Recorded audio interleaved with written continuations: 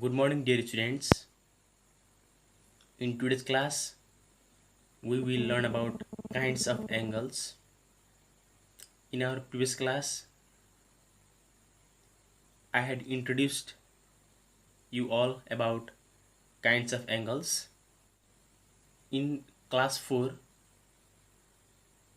we will learn about four kinds of angles, that is acute angle, right angle, obtuse angle, straight angle.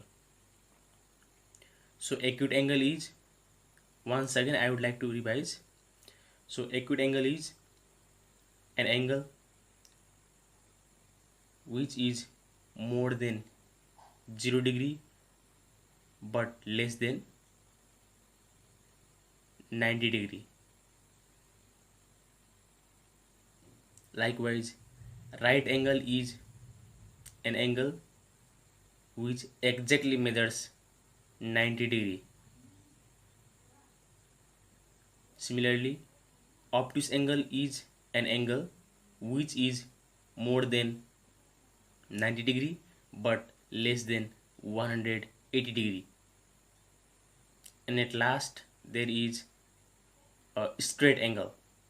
And students, straight angle is an angle which exactly measures 180 degree.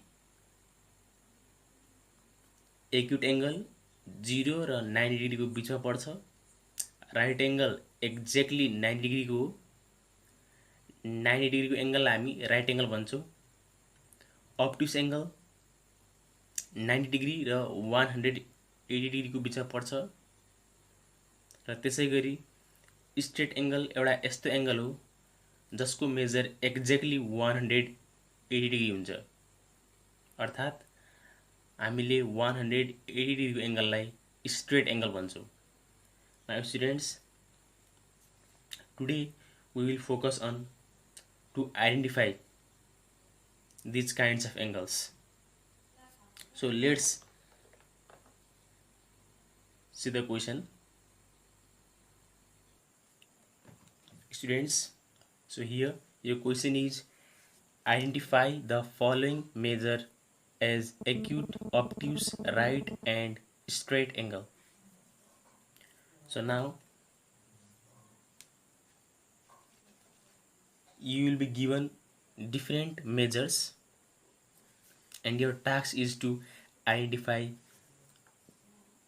those angles as acute, obtuse, right or straight angle. So students, here in A number there is 60 degree. So we all know 60 degree lies between 0 and 90 degree. 60 भन्नाले 0 र 90 को बिचमा पर्छ. Therefore students, if an angle lies between 0 degree and 90 degree, then it is termed as acute angle. So let's write acute angle.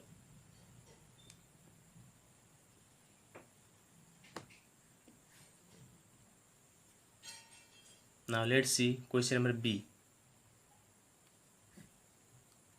So students, in question number B there is 90 degree. As we have already studied about it, if an angle exactly measures 90 degree, then it is considered as right angle. यदि कुनै पनि angle ठिक 90 डिग्रीको हुन्छ भने त्यसलाई हामी right angle भन्छौँ. So let's write it as right angle. Now students, let's move towards next question, question number C.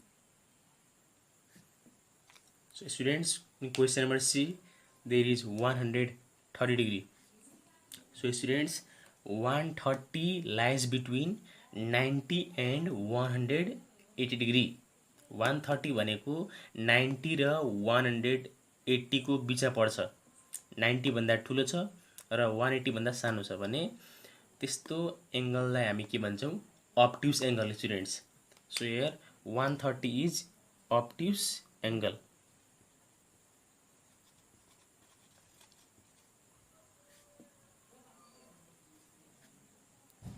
Now let's see another question, question number D.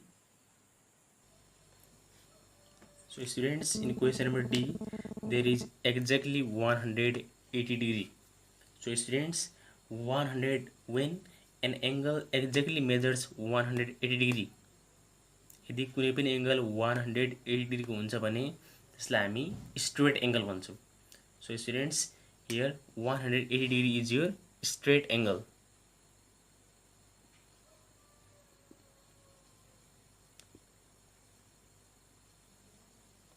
Straight angle. So students, hope you have understood very well. Now let's move towards another question. Now students, there is another question. Without measuring, classify the angles.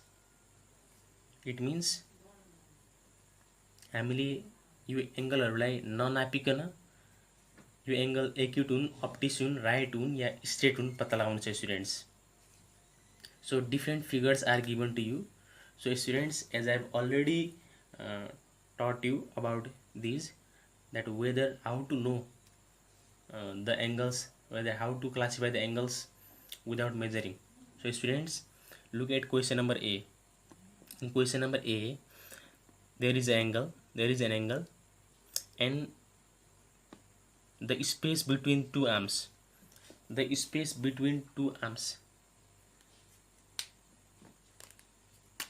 दुईवटा arms बीचको space students अति नै कम छ, धेरै सानो छ. It is exactly like this. यस्तो खालको छ स्टुडेन्ट्स. सो स्टुडेन्ट्स, यदि यस्तो हुन्थ्यो भने त्यसलाई हामी राइट एंगल कन्सिडर गर्न मिल्थ्यो. र यस्तो कति बेला हुन्छ स्टुडेन्ट्स, जति बेला यो 90 डिग्री हो, यो राइट एंगल हो भने यसको मेजर 90 डिग्री को हुनुपर्छ. र एंगल यस्तो कति बेला हुन्छ जति बेला त्यो 90 भन्दा सानो हुन्छ स्टुडेन्ट्स. सो 90 भन्दा सानोलाई हामी के भन्छौं, एक्यूट एंगल भन्छौं स्टुडेन्ट्स. सो यो एंगल ठ्याक्कै यस्तो देखिएको छ students. So therefore it has got less space between the two arms, so we can consider it as acute angle. Now students, look at question number B. Question number B is exactly in this shape. Question number B ठ्याक्कै यस्तो शेपमा छ students. One arm is straight up and another is horizontal, and especially an angle is marked with square corner.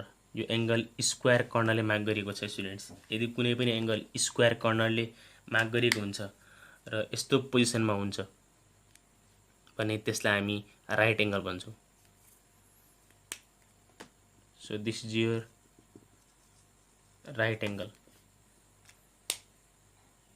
Now students, let's see question number C.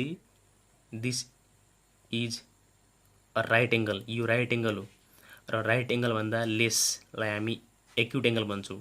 भने right angle भन्दा जब angle बढ्छ, जब right angle भन्दा angle बढ्छ भने तब दुईवटा arms बीचको gap बढी हुन्छ स्टुडेन्ट्स. हामीले हेर्न सक्छौं यो राइट एंगल हो र राइट एंगल भन्दा एंगल ठूलो भयो भने दुईवटा आर्म्स बीचको ग्याप ठूलो हुन्छ. So students, here we can see the gap between these two arms is very wider. दुईवटा आर्म्स बीचको ग्याप अलि ठूलो छ students. So therefore this is your obtuse angle. This angle is more than 90 degree. 90 भन्दा ठूलो छ students. यो 90 it will be here. 90 लगभग यहाँनिर हुन्छ स्टुडेन्ट्स. र यो 90 भन्दा पनि अझै अगाडि गएको छ. इट मिन्स यो 90 भन्दा धेरै छ. So it is obtuse angle. र space between this two arms is also more. Space पनि बढी छ दुईटा आर्म्सको बीचको. Now students, question number D. Question number D, here you can see this angle seems like straight line. यो angle straight line जस्तो देखिएको छ स्टुडेन्ट्स. एउटा स्ट्रेट लाइन सरह देखिएको छ. यदि कुनै पनि एंगल स्ट्रेट लाइन सरह देखिएको छ भने त्यसलाई हामी स्ट्रेट एंगल भन्छौं. So students, here this is straight angle, as because this angle seems like straight line. Now students, hope you have understood today's class. Now here I would like to give you some questions as a homework. So students, here I have provided 6 questions as a homework. Hope you will complete it. Now students, this much for today class. We will start next chapter. So till then, stay safe, stay healthy. Thank you so much.